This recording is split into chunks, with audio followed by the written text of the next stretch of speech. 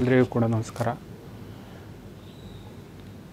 ಇವತ್ತಿನ ವಿಚಾರ ಜ್ಯೋತಿಷ್ಯ ಶಾಸ್ತ್ರ ಮತ್ತು ವಿಜ್ಞಾನ ರೀತಿಯಲ್ಲಿ ಯಾವ ವಿಚಾರಗಳನ್ನು ಗಣನೆಗೆ ತೆಗೆದುಕೊಂಡು ನಾವು ಈ ಜ್ಯೋತಿಷ್ಯ ಅನ್ನೋಂಥದ್ದು ಶುರುವಾಗಿದೆ ಮತ್ತು ವಿಜ್ಞಾನ ರೀತಿಯಲ್ಲಿ ಏನು ಹೇಳ್ತೀವಿ ಅನ್ನೋವಂಥದ್ದು. ನಾವು ಚಿಕ್ಕ ವಯಸ್ಸಿನಿಂದ ಒಂದು ವಿಚಾರವನ್ನು ಕಲ್ತ್ಕೊಂಡಿದ್ದೀವಿ. ಏನು ಅಂತಂದರೆ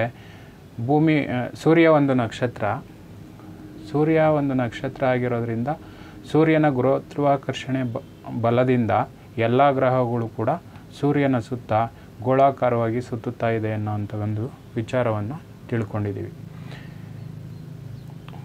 ಸೂರ್ಯನನ್ನು ನಕ್ಷತ್ರವನ್ನಾಗಿ ತೆಗೆದುಕೊಂಡಿದ್ದೀವಿ. ಇದರ ಮೂಲಕ ಸೂರ್ಯನಿಗೆ ತುಂಬ ಹತ್ತಿರವಾದಂತಹ ಗ್ರಹ ಬುಧ, ನಂತರ ಶುಕ್ರ, ಅದಾದ ನಂತರ ಭೂಮಿಗೆ ಒಂದು ಉಪಗ್ರಹವಾಗಿರ್ತಕ್ಕಂಥದ್ದು ಒಂದು ಚಂದ್ರ, ಇದಾದ ನಂತರ ಮಂಗಳ ಗ್ರಹ, ನಂತರ ಗುರುಗ್ರಹ, ನಂತರ ಶನಿ, ಯುರೇನಸ್, ನೆಪ್ಚೂನ್, ಪ್ಲೂಟೋ, ಹೀಗೆಲ್ಲ ಗ್ರಹಗಳು ಕೂಡ ಸೂರ್ಯನ ಸುತ್ತುತ್ತಾ ಇದ್ದಾವೆ. ಇದಲ್ಲದೆ ಕೂಡ ಧೂಮಕೇತುಗಳು, ಉಲ್ಕೆಗಳು, ಹಲವಾರು ದೊಡ್ಡ ದೊಡ್ಡ ಬಂಡೆ ಆಕಾರದಂತಹ ಅಥವಾ ಲೋಹಗಳ ಒಳಗೊಂಡಂತಹ ಎಲ್ಲ ವಸ್ತುಗಳು ಕೂಡ ಸೂರ್ಯನ ಗುರುತ್ವಾಕರ್ಷಣ ಬಲಕ್ಕೆ ಸೂರ್ಯನ ಸುತ್ತುತ್ತಾ ಇದ್ದಾವೆ ಅನ್ನೋಂಥ ಒಂದು ಪರಿಕಲ್ಪನೆಯನ್ನು ನಾವು ತೆಗೆದುಕೊಂಡಿದ್ದೀವಿ. ಇದೇ ರೀತಿ ಭೂಮಿ ಸೂರ್ಯನ ಸುತ್ತೋದಲ್ಲದೆ ತನ್ನನ್ನು ತಾನು ಸುತ್ತುತ್ತಾ ಇದೆ ಅನ್ನೋಂಥದ್ದನ್ನು ನಾವು ನೋಡ್ತೀವಿ. ಇದೇ ಕಾರಣದಿಂದಲೇ ಹಗಲು ಮತ್ತು ರಾತ್ರಿಗಳು ಆಗುವಂಥದ್ದು. ನಾವು ಅಂದ್ಕೊತೀವಿ ಬೆಳಗ್ಗೆ ಆದ ತಕ್ಷಣ ಪೂರ್ವ ದಿಕ್ಕಿನಲ್ಲಿ ಸೂರ್ಯ ಹುಟ್ಟುತ್ತಾನೆ, ಪಶ್ಚಿಮ ದಿಕ್ಕಿನಲ್ಲಿ ಸೂರ್ಯ ಮುಳುಗ್ತಾನೆ ಅಂತ.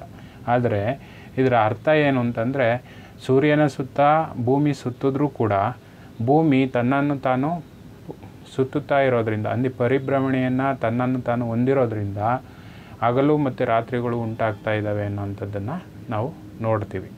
ಇದೇ ಕಾರಣದಿಂದ ಸೂರ್ಯನನ್ನು ನಕ್ಷತ್ರವನ್ನಾಗಿ ನಾವು ತಗೊತೀವಿ. ಅಂದರೆ ಸೂರ್ಯನಿಗೂ ಬೇರೆಲ್ಲ ಗ್ರಹಗಳಿಗೂ ಇರ್ತಕ್ಕಂಥ ವ್ಯತ್ಯಾಸ ಏನು ಅಂತಂದರೆ, ಯಾಕೆ ನಾವು ಸೂರ್ಯನನ್ನೇ ನಕ್ಷತ್ರ ಅಂತೇಳಿ ತಗೊಂಡ್ವಿ, ಮಿಕ್ಕೆಲ್ಲ ಗ್ರಹಗಳನ್ನು ಯಾಕೆ ಗ್ರಹ ಅಂತ ಕರೆದ್ವಿ ಅಂತಂದರೆ, ಎಲ್ಲ ಗ್ರಹಗಳು ಕೂಡ ಸೂರ್ಯನ ಬೆಳಕನ್ನು ಪ್ರತಿಫಲಿಸುವಂಥ ಒಂದು ವಿಚಾರ ಇದೆ.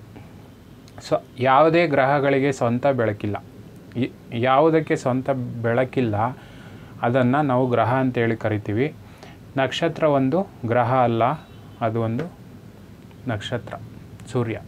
ಸೂರ್ಯ ಅನ್ನೋಂಥ ಒಂದು ನಕ್ಷತ್ರ ನಾವು ಆಕಾಶದಲ್ಲಿ ಮೇಲೆ ನೋಡಿದಂಥ ಸಂದರ್ಭದಲ್ಲಿ, ಕತ್ತಲಿನ ರಾತ್ರಿ ಸಮಯದಲ್ಲಿ ಮೇಲೆ ನೋಡಿದಾಗ ಹಲವಾರು ನಕ್ಷತ್ರಗಳು ಮಿನುಗೋ ಅಂಥದ್ದನ್ನು ನಾವು ನೋಡಿರ್ತೀವಿ. ಅದೇ ರೀತಿ ನಮ್ಮ ಭೂಮಿಗೆ ಅಥವಾ ನಮ್ಮ ಸೌರಮಂಡಲಕ್ಕೆ ಇರ್ತಕ್ಕಂಥ ತುಂಬ ಹತ್ತಿರವಾದಂತಹ ಒಂದು ನಕ್ಷತ್ರ ಅಂತಂದರೆ ಸೂರ್ಯ ಆಗಿರ್ತಾರೆ. ಈ ಸೂರ್ಯನ ಸಹಾಯದಿಂದ ಎಲ್ಲ ಗ್ರಹಗಳು ಬೆಳಕನ್ನು ಹೊಂದಿರೋದ್ರಿಂದ ನಾವು ಬೆಳಕನ್ನು ಯಾವ ಗ್ರಹಗಳು ಹೊಂದಿರ್ತವೆ ಅವನನ್ನು ಗ್ರಹಗಳು ಅಥವಾ ಗ್ರಹಿಸುವಂತಹ ವಿಚಾರವನ್ನು ಹೊಂದಿರತಕ್ಕಂತಹ ವಿಚಾರಗಳನ್ನು ನಾವು ಇದರಲ್ಲಿ ತಗೊತೀವಿ. ತುಂಬ ಪ್ರಕಾಶಮಾನವಾದಂತಹ ಬೆಳಕನ್ನು ಸೂರ್ಯ ಹೊಂದಿದ್ದು ಮಿಕ್ಕೆಲ್ಲ ಗ್ರಹಗಳು ಇದರಿಂದ ಬೆಳಕನ್ನು ಹೊಂದಿ ತಮ್ಮ ಪ್ರಕಾಶವನ್ನು ನೀಡ್ತಾ ಇರ್ತವೆ. ನಾವು ಆಕಾಶದಲ್ಲಿ ನೋಡಿದಾಗ ಮಿನುಗುವಂತಹ ಒಂದು ನಕ್ಷತ್ರಗಳು ಮತ್ತು ಬೆಳಕನ್ನು ಕಾನ್ಸ್ಟೆಂಟಾಗಿ ಇಟ್ಕೊಂಡಿರೋ ಅಂಥದ್ದು, ಸ್ಥಗಿತವಾದ ಅಥವಾ ಬೆಳಕನ್ನು ಸಾಮಾನ್ಯ ಸ್ಥಿತಿಯಲ್ಲಿ ಇಟ್ಕೊಂಡಿರೋ ಅಂತಹ ಒಂದು ಬೆಳಕನ್ನು ನಾವು ನೋಡಿರ್ತೀವಿ. ಆ ಪರಿಕಲ್ಪನೆಯ ಮೇಲೆಯೇ ನಕ್ಷತ್ರಗಳು ಮತ್ತು ಗ್ರಹಗಳನ್ನು ಬರೀ ಕಣ್ಣಿನಲ್ಲಿ ನೋಡಬಹುದು ಅಥವಾ ಗುರುತು ಹಿಡಿಯುವಂಥ ಒಂದು ವಿಚಾರವನ್ನು ನಾವು ಮಾಡ್ಬೋದು. ನಾವು ಮುಂಜಾನೆ ಸಮಯದಲ್ಲಿ ಅಂದರೆ ಬೆಳಗ್ಗೆ ಸಮಯದಲ್ಲಿ ಪೂರ್ವ ದಿಕ್ಕಿನಲ್ಲಿ ನೋಡಿದಂಥ ಸಮಯದಲ್ಲಿ ಸೂರ್ಯ ಹುಟ್ಟೋದಕ್ಕಿಂತ ಮೊದಲು ಒಂದು ಅರ್ಧ ಗಂಟೆ ಮೊದಲು ನಾವು ಪೂರ್ವ ದಿಕ್ಕಿನಲ್ಲಿ ಏನಾದರೂ ನೋಡಿದ್ರೆ 2 ಗ್ರಹಗಳು ನಮಗೆ ಕಾಣಸಿಗ್ತವೆ. ಅವು ಬೆಳಕನ್ನು ಕಾನ್ಸ್ಟೆಂಟಾಗಿ ಇಟ್ಕೊಂಡಿರ್ತವೆ. ಪ್ರಜ್ವಲಿಸೋಂಥ ಬೆಳಕಲ್ಲ, ಅದು ಕಾನ್ಸ್ಟೆಂಟಾಗಿ ಅಂದರೆ ಒಂದು ಬಲ್ಪ್ ರೀತಿ ಉರಿಯೋ ಅಂಥ ಒಂದು ಬೆಳಕನ್ನು ಹೊಂದಿರುತ್ತವೆ. ಆ 2 ಚುಕ್ಕಿಗಳನ್ನು ನಾವು ಈ ಬುಧ ಮತ್ತು ಶುಕ್ರ ಗ್ರಹ ಎಂದು ತಗೊಬೋದು. ನಂತರ ಸೂರ್ಯ ಮುಳುಗೋ ಅಂಥ ಟೈಮಲ್ಲೂ ಕೂಡ ನಾವು ಈಗ 2 ಗ್ರಹಗಳನ್ನು ಅಂದರೆ ಬುಧ ಮತ್ತು ಶುಕ್ರ ಗ್ರಹಗಳನ್ನು ನೋಡ್ಬೋದಾಗುತ್ತೆ. ಅದಲ್ಲದೆ ರಾತ್ರಿ ಅಂದರೆ ಮೋಡಗಳು ಯಾವುದು ಇಲ್ಲದೇ ಇರೋಂಥ ಸಂದರ್ಭದಲ್ಲಿ ರಾತ್ರಿ ಸಮಯದಲ್ಲಿ ಕೂಡ ಈ ಚಂದ್ರನನ್ನು ನಾವು ಕಂಡೇ ಕಾಣ್ತೀವಿ.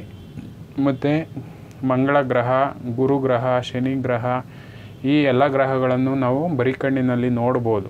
ಆದರೆ ಅದನ್ನು ಗುರುತಿಸೋವಂಥ ಶಕ್ತಿ ನಮಗೆ ಇರಬೇಕು. ಅದೇ ಹೇಳಿದ್ನಲ್ಲ, ಮಿನುಗದೇ ಇರೋ ಅಂಥ ಒಂದು ಬೆಳಕನ್ನು ಹೊಂದಿರೋವಂಥದ್ದು ಅಥವಾ ಕಾನ್ಸ್ಟೆಂಟಾಗಿ ಇರತಕ್ಕಂಥ ಬೆಳಕನ್ನು ಹೊಂದಿರೋ ಅಂಥವನ್ನು ನಾವು ಗ್ರಹ ಅಂತ ಹೇಳ್ಬಿಟ್ಟು ಕರಿತೀವಿ. ನಾವು ಆಕಾಶದಲ್ಲಿ ಅದನ್ನು ನೋಡಿದ್ರೆ ನಾವು ಅದನ್ನು ಕಂಡುಹಿಡಿಬೋದು. ಹಾಗಾಗಿ ಸೂರ್ಯ ಮತ್ತು ಬೇರೆ ಗ್ರಹಗಳಿಗೆ ಇರ್ತಕ್ಕಂಥ ವ್ಯತ್ಯಾಸವನ್ನು ನಾವು ತಗೊಂಡಿದ್ದೀವಿ. ಮತ್ತು ಇದು ವಿಜ್ಞಾನ ರೀತಿಯಲ್ಲಿ ಸೂರ್ಯ ಕೇಂದ್ರೀಕೃತ ಪದ್ಧತಿ ಮುಖಾಂತರ, ಅಂದರೆ ಸೂರ್ಯ ತನ್ನ ಸುತ್ತಲೂ ತನ್ನ ಗುರುತ್ವಾಕರ್ಷಣ ಬಲದಿಂದ ಎಲ್ಲ ಗ್ರಹಗಳು ಮತ್ತು ಧೂಮಕೇತುಗಳು, ಉಲ್ಕೆಗಳು, ಕ್ಷುದ್ರ ಗ್ರಹಗಳು ಎಲ್ಲವನ್ನ ಕೂಡ ತನ್ನ ಗುರುತ್ವಾಕರ್ಷಣೆಯ ಬಲದಿಂದ ಎಲ್ಲ ಗ್ರಹಗಳನ್ನು ತನ್ನ ಸುತ್ತುವಂತೆ ಮಾಡಿಕೊಂಡಿದ್ದಾನೆ ಅನ್ನೋ ಅಂಥದ್ದನ್ನು ನಾವು ಚಿಕ್ಕ ವಯಸ್ಸಲ್ಲೇ ಓದಿರೋ ಅಂಥದ್ದು. ಆದರೆ ಇದೇ ಒಂದು ಮಾಹಿತಿಯನ್ನು ನಾವು ಜ್ಯೋತಿಷ್ಯ ರೀತಿಯಲ್ಲಿ, ಜ್ಯೋತಿಷ್ಯ ಶಾಸ್ತ್ರದಲ್ಲಿ ಭೂಮಿಯನ್ನು ಕೇಂದ್ರವಾಗಿಟ್ಕೊಂಡು, ಅಂದರೆ ಇಲ್ಲಿ ಸೂರ್ಯನನ್ನು ಕೇಂದ್ರೀಕೃತವಾಗಿಟ್ಕೊಂಡು ಈ ಸೌರಮಾನ ಪದ್ಧತಿ ಅಥವಾ ಸೂರ್ಯ ಕೇಂದ್ರೀಕೃತ ಪದ್ಧತಿಯನ್ನು ನಾವು ತಗೊತೀವಿ.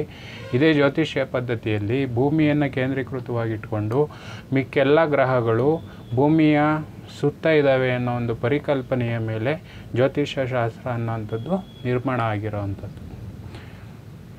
ಇದು ಒಂದು ಕಲ್ಪನೆ ಅಂತ ಹೇಳಿ ತೊಗೊಂಡ್ರೂ ಕೂಡ ಕಲ್ಪನೆ, ಆದರೂ ಇದು ಪ್ರಾಕ್ಟಿಕಲಾಗಿ ಅದು ನಿಜ ಅನ್ನೋಂಥದ್ದನ್ನು ನಾವು ನೋಡಿರ್ತೀವಿ. ಇದರ ಒಂದು ವಿವರಣೆಯನ್ನು ಹೇಳಬೇಕಾದ್ರೆ, ಈಗ ನಾವು ಸೂರ್ಯ ಕೇಂದ್ರೀಕೃತ ಪದ್ಧತಿ ಅಂದರೆ ಏನು, ಅದರ ವಿವರಣೆ ಅನ್ನೋಂಥದ್ದನ್ನು ನಾವು ನೋಡಿದ್ದೀವಿ. ಇದೇ ರೀತಿ ಈ ಭೂಕೇಂದ್ರೀಕೃತ ಪ್ರದೇಶದಲ್ಲಿ ಅಥವಾ ಭೂಮಿಯನ್ನು ಕೇಂದ್ರೀಕೃತವಾಗಿಟ್ಕೊಂಡು ನಾವು ಜ್ಯೋತಿಷ್ಯವನ್ನು ಕಲಿಯುವಂಥ ಸಂದರ್ಭದಲ್ಲಿ ಯಾವೆಲ್ಲ ವಿಚಾರಗಳನ್ನು ನಾವು ನೋಡ್ಬೋದು ಅನ್ನೋವಂಥದ್ದು. ಸಾಮಾನ್ಯವಾಗಿ ನಾವು ಈ ಭೂಮಿಯಲ್ಲಿ ನಾವಿದ್ದೀವಿ, ಅಂದರೆ ಎಲ್ಲ ಜೀವರಾಶಿಗಳು ಭೂಮಿಯಲ್ಲಿ ಇದೆ. ಇದನ್ನು ಭೂಮಿ ಅಂತ ಹೇಳಿ ತಗೊತೀವಿ.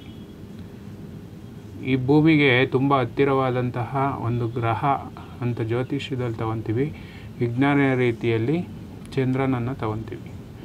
ಭೂಮಿಗೆ ತುಂಬ ಹತ್ತಿರವಾದಂತಹ ಒಂದು ಗ್ರಹ ಚಂದ್ರ ಅಂತ ಹೇಳ್ಬಿಟ್ಟು ತಗೊತೀವಿ. ಆದರೆ ನಾವು ಸಾಮಾನ್ಯವಾಗಿ ಹೇಳೋದಂಥದ್ದಾದರೆ ಈ ಭೂಮಿಯ ಸುತ್ತ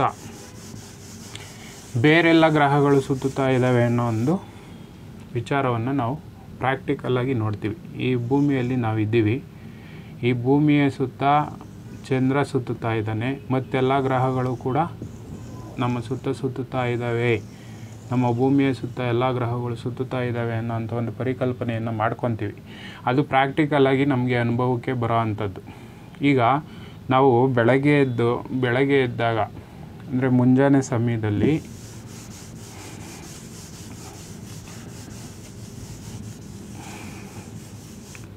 ಬೆಳಗ್ಗೆಯ ಸಮಯದಲ್ಲಿ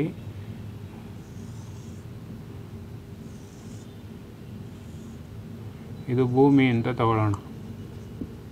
ಭೂಮಿ ಇಲ್ಲಿ ನಾವಿದ್ದೀವಿ, ಪೂರ್ವ ದಿಕ್ಕು, ಇದು ಪೂರ್ವ ದಿಕ್ಕು ಅಂತ ತಗೊಳ್ಳೋಣ.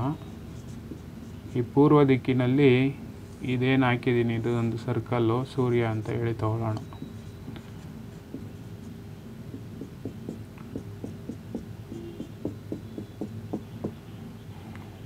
ನಾವು ಇಲ್ಲಿಂದ ಮುಖ ಮಾಡಿ ನೋಡ್ತಾ ಇದ್ದೀವಿ, ಪೂರ್ವ ದಿಕ್ಕಿಗೆ ಮುಖ ಮಾಡಿ ನೋಡ್ತಾ ಇದ್ದೀವಿ.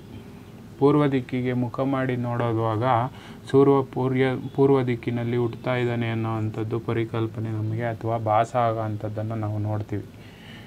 ಇದೇ ಸಮಯದಲ್ಲಿ ಸೂರ್ಯ ಹುಟ್ಟುತ್ತಾನೆ. ಸೂರ್ಯ ಹುಟ್ಟಿ ಇದೇ ರೀತಿ, ಅಂದರೆ ಬೆಳಗ್ಗೆ 6 ಗಂಟೆ ಸಮಥಿಂಗು ಈ ಥರ, ಮತ್ತು 8 ಗಂಟೆ, ಮತ್ತು ಒಂದು 10 ಗಂಟೆ, 12 ಗಂಟೆ ಸಮಯ, 11ರಿಂದ 12 ಗಂಟೆ ಸಮಯ, ಮತ್ತು 2 ಗಂಟೆ, ಮತ್ತು 4 ಗಂಟೆ, 6 ಗಂಟೆ ಸಮಯ ಪಶ್ಚಿಮ ದಿಕ್ಕು. ನಾವು ಬೆಳಗ್ಗೆ ಎದ್ದಾಗ, ಬೆಳಗ್ಗೆ ಸಮಯದಲ್ಲಿ ಇದು ಸಂಜೆ ಸಮಯ. ಬೆಳಗ್ಗೆ 6 ಗಂಟೆಯಿಂದ ಸಂಜೆ 6 ಗಂಟೆ ಈ ಸಮಯದಲ್ಲಿ ಅರ್ಧ ಭಾಗ ಸೂರ್ಯ ಚಲಿಸ್ತಾನೆ ಅಂತ. ಅಂದರೆ ಭೂಮಿಯಿಂದ ನಾವು ಪೂರ್ವ ದಿಕ್ಕಿಗೆ ನೋಡಿದಾಗ ಸೂರ್ಯ ಪೂರ್ವ ದಿಕ್ಕಿನಲ್ಲಿದ್ದಾನೆ ಅಂತ ಹೇಳಿ ಕಾಣುತ್ತೆ. ಮತ್ತು ಸಂಜೆ 6 ಗಂಟೆಯಲ್ಲಿ ಇದು ಪಶ್ಚಿಮ ದಿಕ್ಕಿನಲ್ಲಿ ಸೂರ್ಯ ತನ್ನ ಪ್ರಖರತೆಯನ್ನು ಕಡಿಮೆ ಮಾಡಿಕೊಂಡು ಮುಳುಗುವಂಥ ಸ್ಥಿತಿನಲ್ಲಿ ಸೂರ್ಯ ಕಾಣ್ತಾನೆ ಅನ್ನೋಂಥ ಒಂದು ಪರಿಕಲ್ಪನೆ ಇದೆ. ಇದು ಆಗಲಿಕ್ಕೆ ಕಾರಣ ಏನು ನಮಗೆಲ್ಲರಿಗೂ ಗೊತ್ತು. ಸೂರ್ಯನ ಸುತ್ತ ಹೇಗೆ ಭೂಮಿ ಚಲಿಸುತ್ತೆ ಅದೇ ರೀತಿ ತನ್ನ ಸುತ್ತವೂ ಕೂಡ ಭೂಮಿ ಚಲಿಸುತ್ತೆ. ಇದೇ ಆಧಾರದ ಮೇಲೆಯೇ ನಮಗೆ ಬೆಳಗ್ಗೆ ರಾತ್ರಿ ಅನ್ನೋವಂಥದ್ದು ಉಂಟಾಗ್ತಾ ಇರೋವಂಥದ್ದು. ಹಾಗಾಗಿ ನಾವು ಇದೇ ಕಲ್ಪನೆಯಿಂದ ನಾವು ಗ್ರಹ ಮಂಡಲಗಳನ್ನು ನೋಡ್ತಾ ಇದ್ದೀವಿ. ಆದರೆ ನಾವು ಅಂತಂದರೆ ಭೂಮಿ ತನ್ನ ಸುತ್ತ ತಾನು ಸುತ್ತುತ್ತಾ ಇರೋ ಅಂಥ ಒಂದು ಕಲ್ಪನೆಯನ್ನು ನಾವು ಮರೆತು ಬಿಡ್ತೀವಿ. ಆದರೆ ಸೂರ್ಯನೇ ಭೂಮಿಯ ಸುತ್ತುತ್ತಾ ಇದೆ ಅನ್ನೋ ಒಂದು ಪರಿಕಲ್ಪನೆಯಲ್ಲಿ ನಾವು ನೋಡ್ತಾ ಇದ್ದೀವಿ. ಇದು ಸಹಜವಾಗಿ ನಮಗೆ ಆಗೋ ಅಂಥ ಒಂದು ಅನುಭವ. ಯಾರಾದರೂ ಅಂದ್ಕೊತಿದ್ದೀವ ಭೂಮಿ ಸುತ್ತುತ್ತಾ ಇದೆ ಅಂದರೆ ನಾವು ಇರ್ತಕ್ಕಂಥ ಒಂದು ಗ್ರಹ ಭೂಮಿ ಏನಾಗಿದೆ ಅದು ಸುತ್ತುತ್ತಾ ಇದೆ ಅನ್ನೋ ಅಂಥ ಭಾಸ ಆಗೋದೇ ಇಲ್ಲ. ಸೂರ್ಯ ಚಲನಾವಸ್ಥೆಯಲ್ಲಿ ಸೂರ್ಯ ಇದ್ದಾನೆ ಅನ್ನೋಂಥ ಒಂದು ಪರಿಕಲ್ಪನೆ ಆಗೋವಂಥದ್ದು. ಇದಕ್ಕೆ ಇನ್ನೊಂದು ಬೆಸ್ಟ್ ಎಕ್ಸಾಂಪಲ್ಲು ಯಾವ ಥರ ತಗೊಬೋದು ಅಂತಂದರೆ, ನಾವು ಯಾವುದೋ ಒಂದು ಬಸ್ಸಲ್ಲಿ ಅಥವಾ ಒಂದು ರೈಲ್ನಲ್ಲಿ ನಾವು ಹೋಗ್ತಾ ಇರಬೇಕಾದ್ರೆ, ಒಂದು ಟ್ರೈನಲ್ಲಿ ನಾವು ಹೋಗ್ತಾ ಇದ್ದೀವಿ ಅಂತ ಅಂದ್ಕೊಳ್ಳೋಣ. ಈ ಟ್ರೈನ್ನಲ್ಲಿ ನಾವು ಹೋಗ್ತಾ ಇದ್ದೀವಿ ಅಂತ ಅಂದ್ಕೊಂಡ್ರೆ ಇಲ್ಲೆಲ್ಲ ಮರ ಗಿಡಗಳು ಇರ್ತವೆ. ಎಲ್ಲ ಮರ ಗಿಡಗಳು. ನಾವು ರೈಲಲ್ಲಿ ಹೋಗ್ತಾ ಇದ್ದೀವಿ, ತುಂಬ ಸ್ಪೀಡಾಗಿ ಹೋಗ್ತಾ ಇರ್ತೀವಿ. ಪಕ್ಕದಲ್ಲಿರ್ತಕ್ಕಂಥ ಪ್ರಾಕೃತಿಕ ವಸ್ತುಗಳನ್ನು ನಾವು ನೋಡಿದಾಗ, ಅಂದರೆ ಮರ ಗಿಡಗಳು ಆಗಿರ್ಬೋದು, ಬೆಟ್ಟ ಗುಡ್ಡಗಳು ಆಗಿರ್ಬೋದು, ಅಥವಾ ಮನೆಗಳಾಗಿರ್ಬೋದು, ಇವುಗಳನ್ನು ನಾವು ನೋಡಿದಾಗ ಇವು ಮೂಮೆಂಟ್ನಲ್ಲಿದೆ ಅಂತ ಹೇಳಿ ಕಾಣ್ತದೆ. ನಾವು ಸ್ಥಗಿತವಾಗಿ ಒಂದೇ ಜಾಗದಲ್ಲಿ ನಿಂತಿದ್ದೀವಿ ಅನ್ನೋ ಥರ ಕಾಣುತ್ತೆ. ಇದು ಒಂದು ಭಾಸ ಆಗಿರೋ ಅಂಥ ಒಂದು ವಿಚಾರ. ಆದರೆ ಪ್ರಾಕ್ಟಿಕಲ್ಲಾಗಿ ರೈಲು ಮುಂದೆಗಡೆ ಚಲಿಸ್ತಾ ಇರುತ್ತೆ. ಮರಗಿಡಗಳು, ಬೆಟ್ಟಗುಡ್ಡಗಳು, ಮನೆಗಳಾಗಿರ್ತಕ್ಕಂಥವು ಕಾನ್ಸ್ಟೆಂಟಾಗಿ ಸ್ಥಗಿತವಾಗಿ ನಿಂತಿರ್ತವೆ. ಇವಕ್ಕೆ ಚಲನಾವಸ್ಥೆ ಇಲ್ಲ. ಆದರೆ ನಮಗೆ ಕಾಣೋ ಅಂಥದ್ದು ಇವು ಚಲಿಸ್ತಾ ಇದ್ದಾವೆ, ನಮ್ಮಿಂದ ದೂರ ತುಂಬ ವೇಗವಾಗಿ ಸಾಗ್ತಾ ಇದ್ದಾವೆ ಅನ್ನೋ ಅಂಥದ್ದೊಂದು ಭಾಸೆ ಆಗುತ್ತೆ. ಈ ಪರಿಕಲ್ಪನೆಯ ಮೇಲೆ ಸೂರ್ಯನಿಗೂ ಮತ್ತು ಭೂಮಿಗೆ ಇರ್ತಕ್ಕಂಥ ವ್ಯತ್ಯಾಸವನ್ನು ನಾವು ಗಮನಿಸ್ಬೋದು. ಇದಕ್ಕೂ ಇನ್ನೂ ಒಂದು ಎಕ್ಸಾಂಪಲ್ ಅಂತಂದರೆ, ನಾವು ಹೋಗ್ತಾ ಇರೋಂಥ ದಾರಿ, ಈ ದಾರಿಗೆ ವಿರುದ್ಧವಾಗಿ ಇನ್ನೊಂದು ವೆಹಿಕಲ್ ಅಥವಾ ರೈಲು ಬರ್ತಾ ಇದೆ ಅಂತ ಅಂದ್ಕೊಳ್ಳೋಣ. ಇದು ನಾವಿರೋ ಅಂಥ ರೈಲು. ನಾವು ತುಂಬ ವೇಗವಾಗಿ ಚಲಿಸ್ತಾ ಇರ್ತೀವಿ ಒಂದು ಟ್ರೈನ್ನಲ್ಲಿ. ನಮ್ಮ ಆಪೋಸಿಟ್ ಇನ್ನೊಂದು ಟ್ರೈನ್ ಬರ್ತಾ ಇರುತ್ತೆ ಪಕ್ಕದ ಟ್ರ್ಯಾಕಲ್ಲಿ ಅಂತ ತಿಳ್ಕೊಳ್ಳೋಣ. ನಾವು ಇದೊಂದು ಟ್ರ್ಯಾಕ್ನಲ್ಲಿ ಹೋಗ್ತಾ ಇದ್ದೀವಿ, ಈ ಟ್ರ್ಯಾಕ್ನಲ್ಲಿ ಮತ್ತೊಂದು ರೈಲ್ ಬರ್ತಾ ಇದೆ ಅಂತ ಅಂದ್ಕೊಳ್ಳೋಣ. ಆಗ ಏನನ್ಸುತ್ತೆ, ನಾವು ಈ ಟ್ರೈನ್ನಲ್ಲಿ ಕಾನ್ಸ್ಟೆಂಟಾಗಿ ಕೂತಿದ್ದೀವಿ, ಈ ಟ್ರೈನು ನಮ್ಮಿಂದ ದೂರ ಹೋಗ್ತಾ ಇದೆ ಅನ್ನೋ ಅಂಥದ್ದು ಭಾಸ ಆಗುತ್ತೆ. ಫಾರ್ ಎಕ್ಸಾಂಪಲ್ಲು, ಈ ಟ್ರೈನು ಚಲಿಸಿ ಈ ಟ್ರೈನು ಸ್ಥಗಿತವಾಗಿ ನಿಂತಿದ್ರೂ ಕೂಡ ನಾವಿರೋ ಅಂಥ ಟ್ರೈನು ಈ ಟ್ರ್ಯಾಕ್ನಲ್ಲಿ ತುಂಬ ವೇಗವಾಗಿ ಚಲಿಸ್ತಾ ಇರುತ್ತೆ. ಇದೇ ಪಕ್ಕದ ಟ್ರ್ಯಾಕ್ನಲ್ಲಿ ಸ್ಥಗಿತವಾಗಿ ನಿಂತಿರೋ ಒಂದು ಟ್ರೈನ್ನ ನಾವು ನೋಡ್ತೀವಿ ಅಂತ ಇಟ್ಕೊಳ್ಳೋಣ.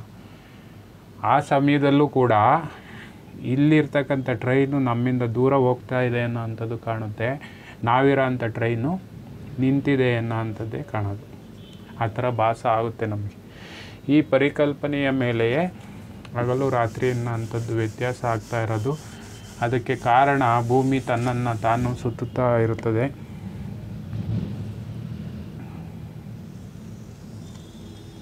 ಇದು ಸೂರ್ಯ ಅಂತ ತಗೊಂಡ್ರೆ, ಇದು ಭೂಮಿ ಅಂತ ತಗೊಂಡ್ರೆ 1 ವರ್ಷ ಬೇಕು. ನಾವು ತಿಳ್ಕೊಂಡಿದ್ದೀವಿ 365 ದಿನ ಬೇಕು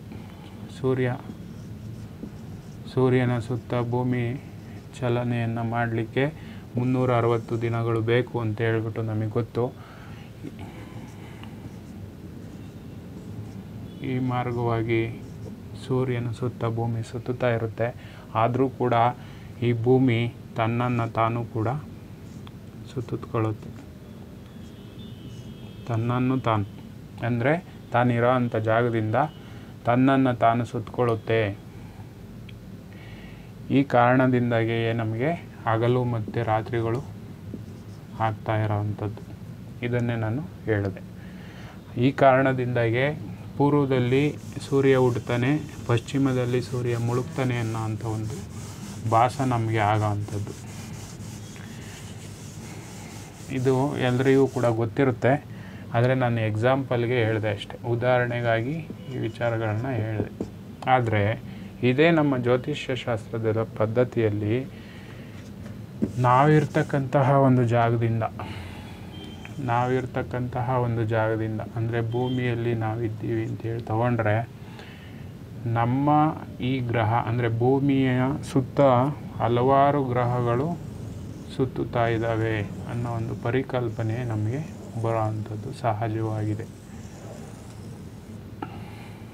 ಪ್ರಥಮವಾಗಿ ನಮಗೆ ತುಂಬ ಹತ್ತಿರವಾಗಿರ್ತಕ್ಕಂಥದ್ದು ಚಂದ್ರ. ಜ್ಯೋತಿಷ್ಯ ಶಾಸ್ತ್ರದಲ್ಲಿ ಚಂದ್ರನನ್ನು ಒಂದು ಗ್ರಹ ಅಂತೇಳಿ ತಗೊತೀವಿ, ಆದರೆ ವಿಜ್ಞಾನ ರೀತಿಯಲ್ಲಿ ಇದೇ ಚಂದ್ರನನ್ನು ಒಂದು ಉಪಗ್ರಹ ಅಂತೇಳಿ ಕರೀತಾರೆ. ಆದರೆ ನಾವು ಯಾವೆಲ್ಲ ಒಂದು ವಸ್ತುಗಳನ್ನು ಅಥವಾ ಒಂದು ಗ್ರಹಗಳಿಂದ ಎಲ್ಲ ಅಂಶಗಳನ್ನು ಗ್ರಹಿಸುವಂತಹ ವಿಚಾರಗಳು ಏನಿದೆ ಅವುಗಳನ್ನು ನಾವು ಗ್ರಹ ಅಂತೇಳಿ ಕರಿತೀವಿ. ಜ್ಯೋತಿಷ್ಯ ಶಾಸ್ತ್ರದ ಪ್ರಕಾರ ಸೂರ್ಯನನ್ನು ಗ್ರಹ ಅಂತೇಳಿ ತಗೊತೀವಿ, ಸೂರ್ಯನನ್ನು ಕೂಡ.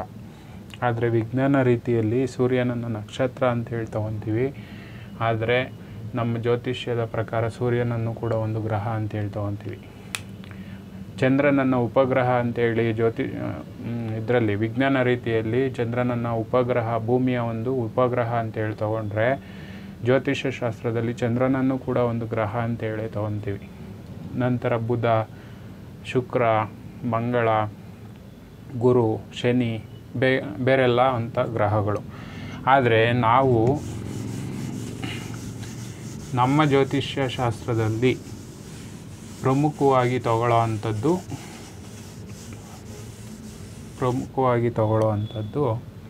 9 ಗ್ರಹಗಳು. 9. ಅದರಲ್ಲಿ ಈ ಬೇರೆಲ್ಲ ಗ್ರಹಗಳು ಏನಿದ್ದಾವೆ, ಯುರೇನಸ್, ನೆಪ್ಚೂನ್, ಪ್ಲೂಟೋ, ಅವುಗಳನ್ನು ನಾವು ಗಣನೆಗೆ ತೆಗೆದುಕೊಳ್ಳಲ್ಲ. ಸೂರ್ಯ,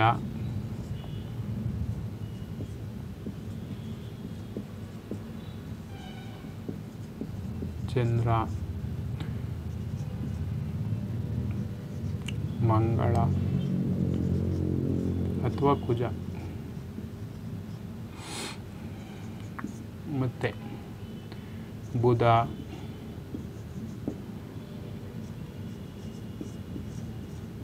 ಗುರುಗ್ರಹ, ಶುಕ್ರ ಗ್ರಹ, ಶನಿ ಗ್ರಹ, 8ನೇದು ರಾಹು, 9ನೇದು ಕೇತು. ಇವೆರಡು ಏನಿದ್ದಾವೆ ಇದು ಗ್ರಹಗಳಲ್ಲ, ಕಾಲ್ಪನಿಕ ಬಿಂದುಗಳು.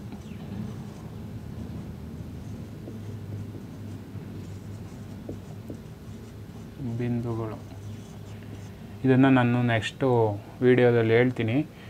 ಆದರೆ ಮೇಯ್ನ್ ಇರೋ ಅಂಥದ್ದು ಸೂರ್ಯ, ಚಂದ್ರ, ಮಂಗಳ. ಇದನ್ನೇ ನಾವು ಕುಜ ಅಂತೀವಿ ಅಥವಾ ಅಂಗಾರಕ ಅಂತೇಳಿ ಕರಿತೀವಿ, ಅಂಗಾರಕ ಗ್ರಹ. ಮತ್ತು ಬುಧ, ಗುರು, ಶುಕ್ರ, ಶನಿ ನಮ್ಮ ಈ ಸೌರಮಾನ ಇದರಲ್ಲಿ ಭೂಮಿಯಿಂದ ತುಂಬ ದೂರದಲ್ಲಿರ್ತಕ್ಕಂತಹ ಒಂದು ಗ್ರಹ ಶನಿ. ಹಾಗಾಗಿ ಇದು ತುಂಬ ತಂಪು, ಕತ್ತಲಿನ ಗ್ರಹ ಅಂತೇಳಿ ಕರಿಬೋದು. ಗುರು ತುಂಬ ಅನಿಲವನ್ನು ಇಟ್ಕೊಂಡಿರೋವಂಥದ್ದು ಒಂದು ಗ್ರಹ. ಎಲ್ಲ ಗ್ರಹಗಳಿಗೂ ತನ್ನದೇ ಆದಂತಹ ಒಂದು ಭೌತಿಕವಾದಂತಹ ಗುಣಗಳನ್ನು ಹೊಂದಿರೋವಂಥದ್ದು. ಇದು ಮುಂದೆ ನಾನು ತಿಳಿಸ್ತಾ ಹೋಗ್ತೀನಿ. ಈ ವಿಡಿಯೋದಲ್ಲಿ ಇಷ್ಟು ವಿಚಾರಗಳನ್ನು ನಾನು ತಿಳ್ಕೊಂಡಿರೋವಂಥದ್ದು. ಈ 9 ಅಂದರೆ ರಾಹುಕೇತುಗಳನ್ನು ಕೂಡ ಗ್ರಹಗಳು ಅಂತೇಳಿ ಪರಿಗಣನೆಯನ್ನು ಮಾಡಿರ್ತೀವಿ. ಆದರೆ ನಮ್ಮ ಈ ಭೂಕೇಂದ್ರೀಕೃತ ಪದ್ಧತಿ ಪ್ರಕಾರ ಆಗಲಿ ಅಥವಾ ಸೂರ್ಯ ಕೇಂದ್ರೀಕೃತ ಪದ್ಧತಿ ಪ್ರಕಾರ ಆಗಲಿ, ರಾಹು ಮತ್ತು ಕೇತುಗಳು ಗ್ರಹಗಳಲ್ಲ. ಅವುಗಳನ್ನು ನಾವು ಕಂಡುಹಿಡೀಲಿಕ್ಕೆ ಆಗಲ್ಲ, ಅವು ಗ್ರಹಗಳಲ್ಲ. ಆದರೆ ಅವನ್ನ ಒಂದು ಕಾಲ್ಪನಿಕ ಬಿಂದುಗಳನ್ನಾಗಿ ತಗೊಂಡಿರ್ತೀವಿ. ಅದು ಹೇಳ್ತೀನಿ, ಮುಂದಿನ ಭಾಗಗಳಲ್ಲಿ ಹೇಳ್ತೀನಿ.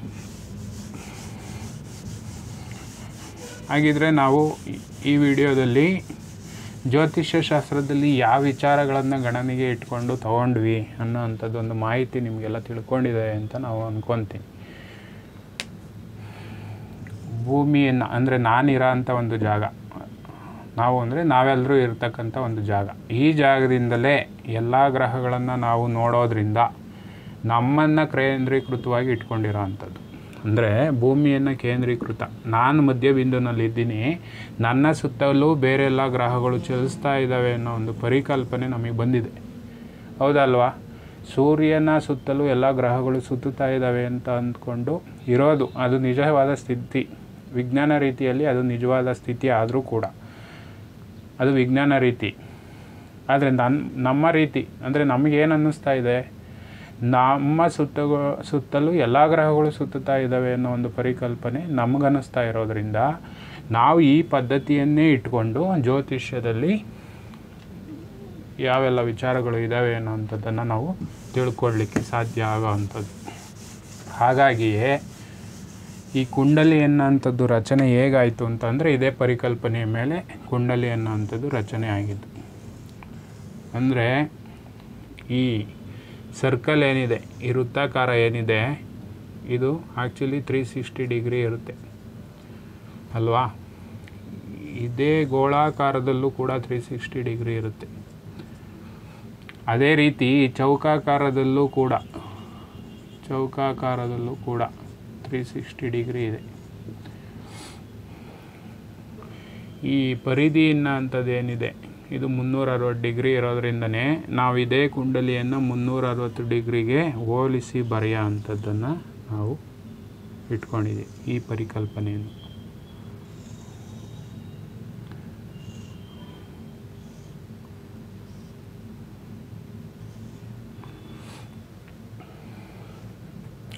ಅಂದರೆ ನಮಗೆ ಗೊತ್ತು ಸೂರ್ಯನ ಸುತ್ತ ಭೂಮಿ ಸುತ್ತಬೇಕು ಅಂತಂದರೆ 365 ದಿನ ಬೇಕು ಅಂತ. ಇದೇ ಥರನೇ ಒಂದು ವೃತ್ತಕ್ಕೆ ಎಷ್ಟು ಡಿಗ್ರಿ ಇದೆ ಅಂತಂದರೆ 360 ಡಿಗ್ರಿ ಇದೆ ಅಲ್ವಾ? ಈ ಪರಿಕಲ್ಪನೆಯ ಮೇಲೆಯೇ ಈ ಕುಂಡಲಿ, ಅಂದರೆ ಇದನ್ನು ಗ್ರಹ ಕುಂಡಲಿ ಅಂಥದ್ದನ್ನು ನಾವು ಕರೆಯೋದು. ಈಗ ತಿಳ್ಕೊಂಡ್ರಿ ಅಂತ ಅಂದ್ಕೊತೀನಿ ಈ ವಿಡಿಯೋ ಮುಖಾಂತರ. ಸೂರ್ಯ ಕೇಂದ್ರೀಕೃತ ಪದ್ಧತಿ ಅಂದ್ರೇನು, ಭೂ ಕೇಂದ್ರೀಕೃತ ಪದ್ಧತಿ ಅಂದ್ರೇನು, ಯಾಕೆ ನಾವು ವಿಜ್ಞಾನ ರೀತಿಯಲ್ಲಿ ಮತ್ತು ಜ್ಯೋತಿಷ್ಯ ರೀತಿಯಲ್ಲಿ ಈ ಪದ್ಧತಿಗಳನ್ನು ತೆಗೆದುಕೊಂಡಿದ್ದೀವಿ ಅನ್ನೋಂಥದ್ದು ಕೂಡ ನಮಗೆ ಅರ್ಥ ಆಯಿತು ಅಂತ ಅಂದ್ಕೊತೀನಿ. ಇಷ್ಟೇ ಸಿಂಪಲ್ಲಾಗಿ ನಾವು ವಿಜ್ಞಾನ ರೀತಿಯಲ್ಲಿ ತಿಳ್ಕೊಂಡಿರೋ ಅಂಥದ್ದು ಭೌತಿಕವಾಗಿ ಪ್ರಾಕೃತಿಕವಾಗಿ ನಿರ್ಮಾಣ ಆಗಿರ್ತಕ್ಕಂಥ ಒಂದು ವಿಜ್ಞಾನ, ಒಂದು ಜ್ಞಾನ ಅದು.